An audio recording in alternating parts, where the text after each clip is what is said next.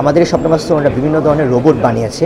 এই রোবটের প্রদর্শনী করতে তারা ২৭টি দেশের সাথে কম্পিট করবে, যেখানে United states of America, Japan, south Korea থেকে বিভিন্ন ধরনের টিম আসবে।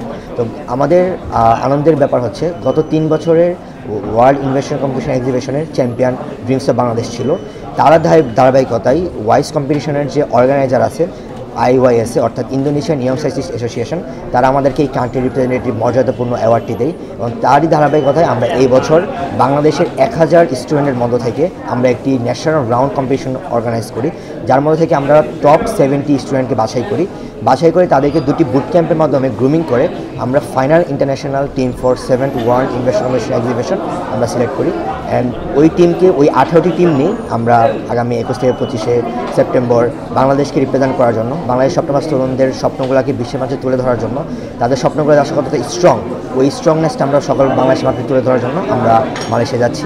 তো সকালে আমাদের জন্য দোয়া করবেন, আমাদের ড্রিমস অফ বাংলাদেশের জন্য দোয়া করবেন। আমরা ড্রিমস অফ বাংলাদেশ সবসময় প্রত্যন্ত অঞ্চলে যে মেধাবী তরুণরা আছে তাদেরকে নিয়ে কাজ করতে পছন্দ করি, বাংলাদেশের স্বপ্নবাস তরুণদেরকে নিয়ে কাজ করতে পছন্দ করি এবং বাংলাদেশে যারা রোবোটিক্স নিয়ে স্বপ্ন দেখে তাদের স্বপ্নকে আসলে কীভাবে বাস্তবে রূপ দেওয়া যায় ওটি নিয়ে আমরা কাজ করছি। সমাজের জন্য সবাই দোয়া করবেন, আমরা ড্রিমস অফ বাংলাদেশকে এগিয়ে যেতে পারি। আমরা আমাদের যে সাপোর্টার রয়েছে, আমাদের গভর্নমেন্টের আমরা সহযোগিতা চাচ্ছি, পৃষ্ঠপোষকতা সহযোগিতা চাচ্ছি, তাহলে আমরা আশা করি ড্রিমস অফ বাংলাদেশের মাধ্যমে আমাদের এই বাংলাদেশ আরও অনেক দূরে এগিয়ে যাবে। আমাদের মেধাবী তরুণরা বিভিন্ন ধরনের সেক্টর নিয়ে কাজ করছে, তারা আন্ডার ওয়াটার রোবোটিক্স নিয়ে কাজ করছে, আন্ডার ওয়াটার সার্ভিলেন্স রোবট বানাচ্ছে, তারা মার্স রোভার বানাচ্ছে, তারা মুন রোভার বানাচ্ছে, তারা বিভিন্ন ধরনের মেডিকেল রোবট বানাচ্ছে। আমরা ঢাকা শহরে যে ট্রাফিক জ্যাম দেখতে পাই, ট্রাফিক জ্যাম নিয়ে কাজ করছে তারা বিভিন্ন ধরনের ড্রোন সার্ভিলেন্স নিয়ে কাজ করছে। আমরা জানি যে ওয়ার্ল্ডের মধ্যে এখন ড্রোন একটি খুবই বড় একটি সেক্টর, কোয়ান্টাম ড্রোনিক্স বলা হয় যেটাকে, এই ড্রোন নিয়ে তারা কাজ করছে। তো আমাদের টোটাল 18টি ইউনিট নিয়ে আমরা যাচ্ছি, আমাদের টোটাল 18টি দল, টোটাল 32টি রোবট নিয়ে আমরা পার্টিসিপেট করছি। আপনারা যদি খেয়াল করেন, ড্রিমস অফ বাংলাদেশ আমাদের টিমের নাম, মানে বাংলাদেশের স্বপ্ন। আমাদের সবসময় একটা টার্গেট যে বাংলাদেশে যারা রোবোটিক্স শিখছে, যারা রোবোটিক্স শিখতে বিভিন্ন স্বাচ্ছন্দ্য বোধ করছে, যারা প্রত্যন্ত অঞ্চলে আছে, তাদেরকে নিয়ে আমাদের কাজ, তাদেরকে নিয়ে আমাদের ড্রিমস অফ বাংলাদেশের মেন স্বপ্ন। তো তাদেরকে আমরা কী করছি, আমরা ওই প্রত্যন্ত অঞ্চলের তরুণদেরকে আমরা ট্রেনিং দিয়ে তাদেরকে আমরা ওইভাবে রোবোটিক্স এক্সপার্ট করছি। তারপর আমরা তাদের যে মেধাগুলো আছে ওইগুলো কীভাবে বিশ্বের মাঝে প্রেজেন্ট করা যায় ওইটার প্ল্যাটফর্ম আমরা তৈরি করছি।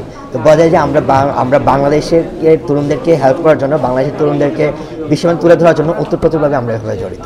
আমাদের আসলে ফার্স্ট থেকে যদি বলি, আমরা ড্রিমস অফ বাংলাদেশের আমাদের গভর্নমেন্টের সহযোগিতা এতটুকু ছিল না, কিন্তু আমরা ড্রিমস অফ বাংলাদেশের মাধ্যমে আমরা পুরোটা আমাদের যে ওয়াইস কম্পিটিশনটা আছে আমরা টোটালি ফান্ডিং করছি। অ্যান্ড আমরা ওয়াইসের যে ডেলিগেশনস আছে ডেলিগেশনস মাধ্যমে করছি। তবে আমার আশা যে নেক্সট ইয়ার থেকে যখন আমরা ওয়াইস করব, তখন আমাদের এই এত বড় ডেলিগেশনকে, এই এত বড় বাংলাদেশের ওয়াইস স্বপ্নবাস তরুণদেরকে আমাদের গভর্নমেন্ট অবশ্যই সহযোগিতা করবে।